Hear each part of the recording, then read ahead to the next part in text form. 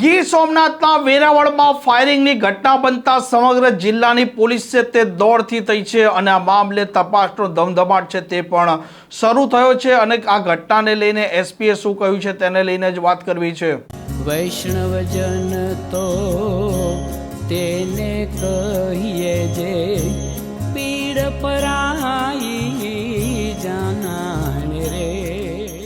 નમસ્કાર, આપ જોઈ રહ્યા છો નવજીવન ન્યૂઝ અને હું છું આપની સાથે તોફિક ગાંચી। ગીર સોમનાથના વેરાવળમાંથી એક મોટા સમાચાર મળી રહ્યા છે જેમાં તુરક સમાજના જે પ્રમુખ છે તાજવાણી તેમના પર ફાયરિંગની ઘટના બની છે અને ત્યારબાદ તેમના ભત્રીજા પર જીવલેણ હુમલો થયો છે તેવા સમાચાર સામે આવતા ખળભળાટ મચી જવા પામ્યો છે અને ફાયરિંગની ઘટનાના સમાચાર પોલીસને મળતા સ્થાનિક પોલીસ પણ દોડી ગઈ છે। એલસીબી એસઓજી સહિતના કાફલા છે તે પણ અત્યારે ખડકી દેવામાં આવ્યો છે અને આરોપીઓ કોણ છે તેને શોધવા માટેની પણ તજવીજ છે તે હાથ ધરવામાં આવી છે। અને જે પ્રકારે ગીર સોમનાથના વેરાવળમાં આ સોમનાથ ટોકીઝ વિસ્તારમાં આ ઘટના બની છે, બપોર 1 વાગ્યા આસપાસ બની છે અને આઈડી ચૌહાણ સ્કૂલ પાસે બની છે। તેણે પોલીસને છે તેણે દોડતી કરી છે કેમ કે તુરક સમાજના જે પ્રમુખ છે જાહિદ તાજવાણી તેમના પર આ હુમલો થયો છે અને તેમના માથાના ભાગે ગંભીર ઈજાઓ પહોંચી છે। તેમને તાત્કાલિક સરકારી હોસ્પિટલ છે તે લઈ જવામાં આવ્યા છે અને ફાયરિંગ બાદ હુમલાખોરો છે તેમણે પણ તેમના ભત્રીજા જાવેદ તાજવાણી છે તેના પર પણ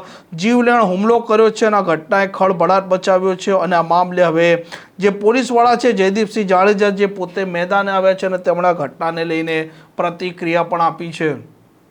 આજે લગભગ બપોરે 1 વાગ્યાના અરસામાં સોમનાથ ટોકીજ વિસ્તારમાં જાવેદ તાજવાણી ઉર્ફે જાવેદ વાંદરી ઉપર ફાયરિંગ કરવામાં આવ્યું છે। ગોળી એના માથામાં વાગી છે અને અત્યારે એમની સારવાર માટે જુનાગઢ ખાતે ખસેડવામાં આવે છે। એમની તબિયતને લઈ અને અત્યારે અમે પૂરતી ચિંતા કરી રહ્યા છીએ અને લો એન્ડ ઓર્ડરની સિચ્યુએશન અત્યારે સંપૂર્ણ કાબૂમાં છે, કોઈ જાતનો ઇસ્યુ નથી। ગોળી મારવામાં જે ફારૂક મૌલાના અને એના બીજા 3 થી 4 સાથીદારોના જે નામ આવ્યા છે આ શંકાસ્પદો છે, એની પણ તપાસમાં અમે ટીમો રવાના કરી છે। વહેલામાં વહેલી તકે અમે આ કેસ ઉકેલી લઈશું એમને આશા છે। ઘટનાનું કોઈ પ્રાથમિક કારણ સામે બે વસ્તુ છે, ગેંગવોર જેવું તો કશું નથી, પરંતુ ચૂંટણી સંબંધે થોડોક બંને પક્ષ વચ્ચે થોડું માથાકૂટ હતી અને બીજા એમના પારિવારિક અને થોડાક સામાજિક ઇસ્યુ પણ અમારા ધ્યાને આવેલા છે। હાલ અમે એ દિશામાં વર્કઆઉટ કરી રહ્યા છીએ કે શું કારણ છે, કયા કારણસર થયું છે, અત્યારે ક્યાંથી લાવ્યા છે, બીજું પણ એક ઘટના કોઈ હોય આની સાથે સંકળાયેલી તો એ પણ અમે એનાલિસિસ કરી રહ્યા છીએ અને ટૂંક સમયમાં અમે સારી એવી કાર્યવાહી કરીશું। સર, આરોપીઓને પકડવા માટે પોલીસે કેટલી ટીમો કઈ રીતે કરી? હા, આપણે જાણીએ છીએ તેમ જે ફાયરિંગની ઘટનામાં લગભગ 1 થી વધુ આરોપીઓ છે। મિનિમમ અમને જે અત્યાર સુધીના નામ મળ્યા તેમાં 4 થી 5 આરોપીઓએ આ સાથે મળીને કૃત્ય કરેલું છે। તો એ જે આરોપીઓ કરેલું છે એ પકડવા માટે આપણે એલસીબી એસઓજી અને જુદી જુદી ટીમો બનાવી છે અને તમામ દિશાઓમાં એ અત્યારે પ્રયત્નશીલ છે કે આપણે જલ્દીમાં જલ્દી આરોપીઓને અન્ય પણ જે વ્યક્તિને ઈજાઓ છે?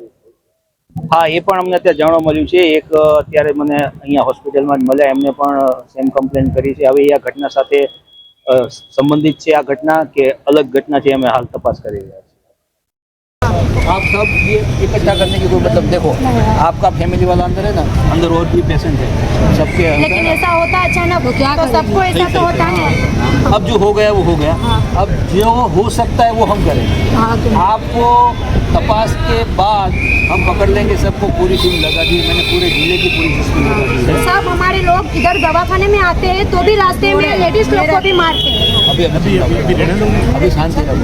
ऐसा क्या होगा, मैं तुम्हें आपको एक बात समझूं, देखो अभी क्या होगा, आप लोग ये चाहते हो कि शांति से तपास हो, हाँ, हाँ, चाहते जो भी आरोपी हो पकड़े जाए, हाँ, पकड़े चाहते हो सब? हाँ, हाँ, चाहते हैं। अभी क्या होगा, अभी देखो, अभी आप ये जो कर रहे हो उससे क्या होगा, पुलिस का ध्यान डाइवर्ट होगा, पुलिस आपको संभालने में लग हाँ, जाए, हाँ, सही बात।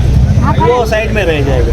मैं ये चाहता हूँ 12 घंटे या 24 घंटे के अंदर ठीक है, हम ये चाहते, लेकिन आपका सपोर्ट मिलेगा तब। हाँ, आप हमारा लोग support आपके साथ। हमें काम करने दोगे।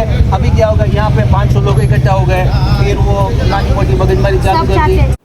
આમ જે પ્રકારે આ ફાયરિંગની ઘટના બની છે તેમાં ફારૂક મૌલાના સહિત 4 થી વધારે લોકોએ હુમલો કર્યો તેવી આશંકા અત્યારે વ્યક્ત કરવામાં આવી રહી છે અને ઘટનાનું કારણ સામાજિક અને ચૂંટણી દરમિયાન જે પ્રકારનું મન દુઃખ થયું હતું તેવું હાલ પ્રાથમિક અનુમાન છે તે લગાવવામાં આવી રહ્યું છે અને આરોપીઓ છે તેમને શોધવા માટે પણ અત્યારે પોલીસ છે તે અલગ અલગ દિશામાં કામે લાગી છે અને વહેલી તકે આરોપીઓ છે તેમને પણ શોધી લેવામાં આવશે તેવું પોલીસનું કહેવું છે.